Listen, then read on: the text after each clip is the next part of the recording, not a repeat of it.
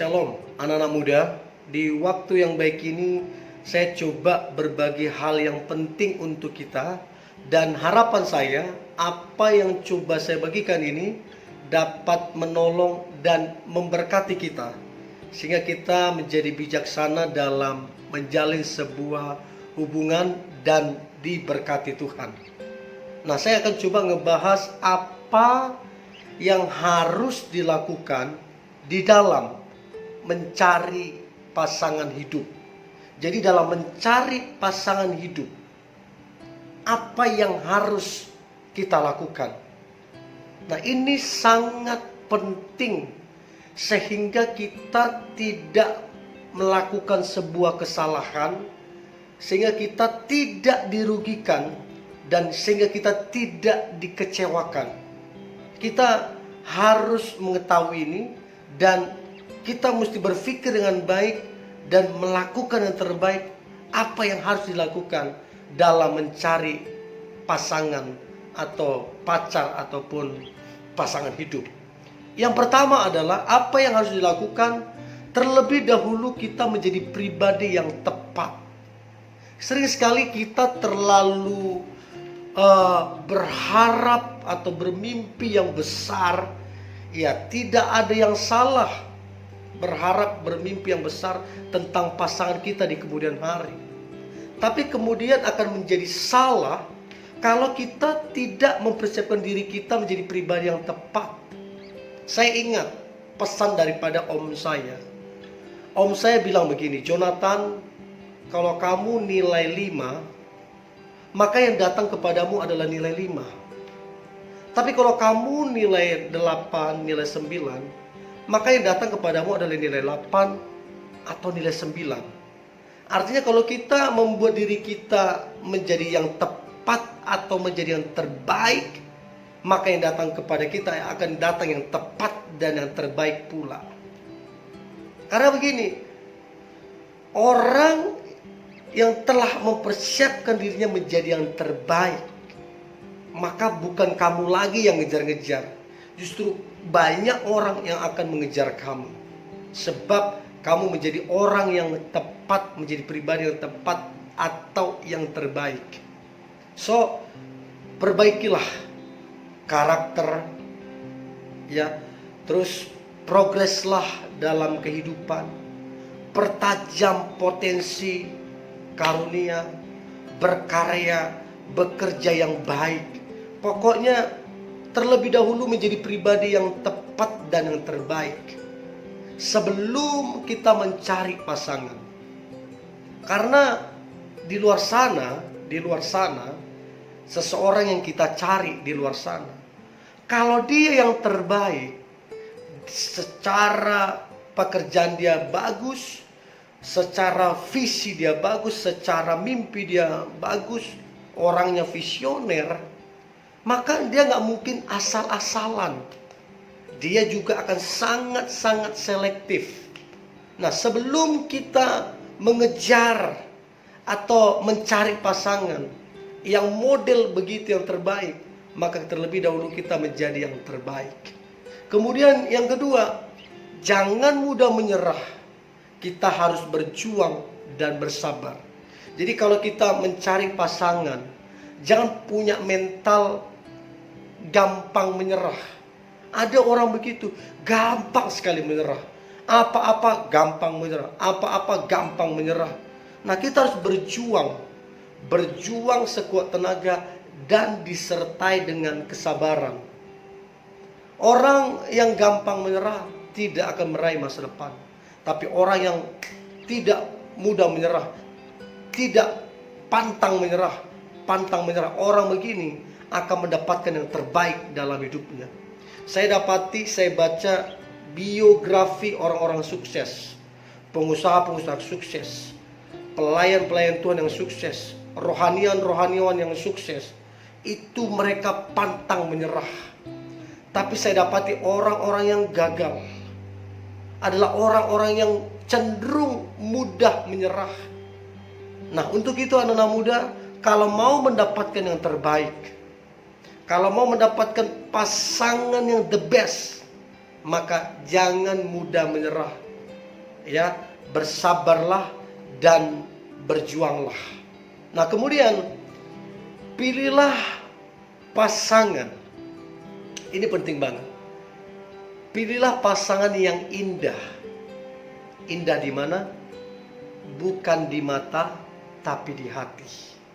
Sekali lagi, pilihlah pasangan yang indah di hati, bukan di mata. Artinya apa? Kita lebih mengutamakan karakter daripada sekedar penampilan. Setampan-tampannya orang, secantik-cantiknya orang, kalau karakternya buruk, kalau karakternya jelek, maka lama-kelamaan akan membosankan dan menjenuhkan. Karena karakter akan sangat menentukan apakah mendatangkan damai sejahtera, apakah akan mendatangkan sukacita ataupun kebahagiaan. Kalau karakternya baik, kita akan nyaman. Tapi kalau karakternya buruk, dari mana kenyamanannya? So, cari yang indah di hati, bukan cuma di mata. Karena kalau yang indah di mata itu bisa pudar. Secantiknya apapun orang akan jadi keriput. Setampan apapun seorang akan jadi keriput. Tapi kalau cantik hatinya, bagus karakternya, maka setua apapun akan tetap membawa kesejukan dan damai sejahtera. Nah, ini perlu kita ketahui. Albert Einstein, dia berkata begini, kesuksesan hanya 10% ditentukan oleh kepintaran. 90% ditentukan oleh attitude, sikap atau karakter kita. So, karakter kita sangat penting. Karakter itu sangat diutamakan dalam menjalin hubungan. So, jangan mencari hanya indah di mata, tapi carilah indah di hati. Artinya good character. Itu yang akan mendatangkan berkat, mendatangkan promosi, mendatangkan mujizat-mujizat Tuhan atasmu kelak. Nah, kemudian pastikan karakter dan cirinya seperti firman Tuhan. Artinya gini, firman Tuhan menjadi patokan dalam kita mencari pasangan. Contohnya seperti apa?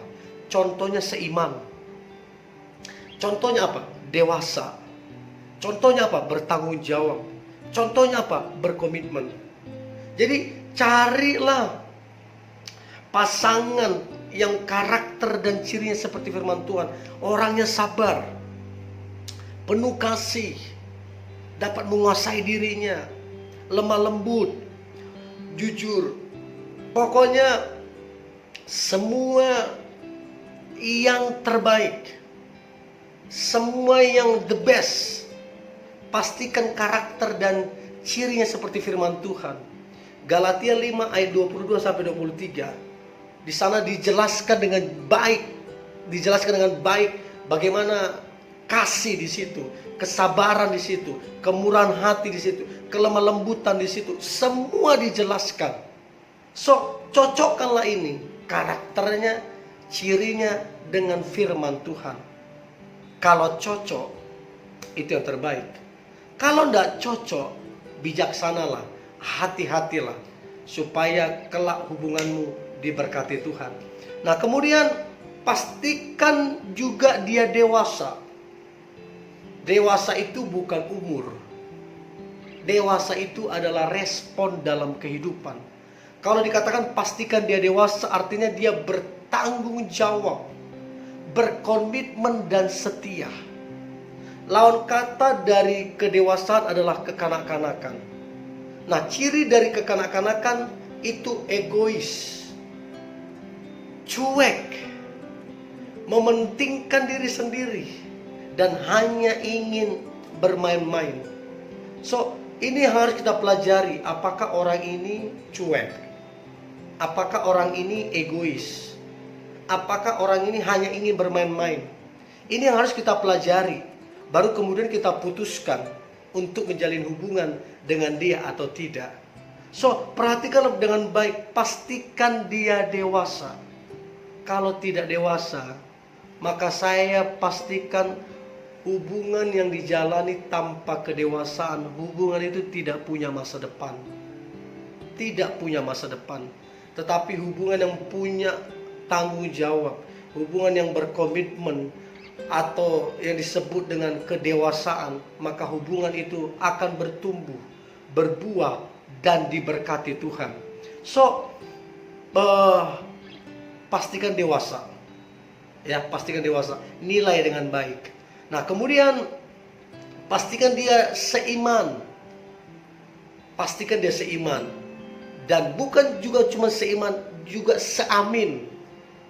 Saya banyak dapati orang-orang yang berkata, iya kak, nanti katanya dia pindah kok, kepercayaannya sama dengan kita. Setelah menikah, nggak ada, justru dia yang pindah. Bukan dia yang tadi yang ngomong, dia yang pindah. Iya kak, nanti saya bawa dia, saya menangkan dia. Loh, emang kamu Tuhan? Tugas menangkan jiwa yang mengubahkan orang adalah Roh Kudus. Jadi jangan bilang, oh nanti saya menangkan, nanti saya bawa. Nggak bisa. Tugas kita hanya menuruti apa kata Tuhan, menuruti apa firman Tuhan, menuruti kebenaran. Kalau dilarang, dilarang. Kalau jangan, jangan. Jadi pastikan dia seiman, seamin. Nah, kata seamin di sini artinya adalah sepadan. Sekali lagi, sepadan, saya sering sampaikan ini, sepadan itu bukan satu suku. Sepadan itu bukan sama-sama S1. Sepadan itu bukan sama-sama kulit putih. Sepadan itu bukan sama-sama matanya sipit atau matanya bulat. Sepadan itu artinya ada hubungan saling di situ. Saling menolong, saling membangun, saling menguatkan, saling mengasihi, saling memotivasi, saling menerima kekurangan masing-masing. Itulah yang namanya sepadan. So, yang keenam, pastikan dia seiman dan seamin, artinya sepadan. Nah, teman-teman, kalau ikuti firman Tuhan yang seiman, maka Tuhan akan memberkati hidupmu. Tapi kalau saudara menentang firman Tuhan dengan alasan ini, maka Anda tanggung sendiri resikonya. Ya, pesan saya, jadilah orang bijaksana, ikutilah firman Tuhan, maka Tuhan akan memberkati. Nah, kemudian pastikan dia takut akan Tuhan. Nah, dari mana kita tahu bahwa dia takut akan Tuhan? Maka sederhananya begini. Dia mengajakmu doa bareng. Dia ngajakmu baca firman bareng. Dia ngajakmu beribadah sama-sama. Dia ngajakmu menyembah Tuhan sama-sama. Dia mengajakmu pelayanan sama-sama. Dia mengajakmu untuk menolong orang lain. Apa yang bisa dilakukan, seberapa yang bisa dilakukan, dia melakukan itu. Itu adalah bagian-bagian dari seorang yang takut akan Tuhan. Nah, orang kalau takut akan Tuhan itu luar biasa. Kalau Tuhan saja yang tidak kelihatan, dia kasihi. Terlebih lagi kamu yang kelihatan, pasti dia akan kasihi. So, teman-teman muda, inilah yang harus kita lakukan dalam mencari pasangan hidup. Jangan lupa lakukan ketujuh hal ini, maka engkau akan diberkati dan berhasil di kemudian hari. Yang pertama, pastikan dulu dirimu menjadi orang yang tepat. Yang kedua, jangan mudah menyerah. Kamu harus berjuang dan bersabar. Yang ketiga, pilihlah pasangan yang indah di hati. Artinya karakternya bukan cuman di mata, tampilan. Kemudian yang keempat, pastikan karakter dan ciri-cirinya seperti sesuai dengan firman Tuhan.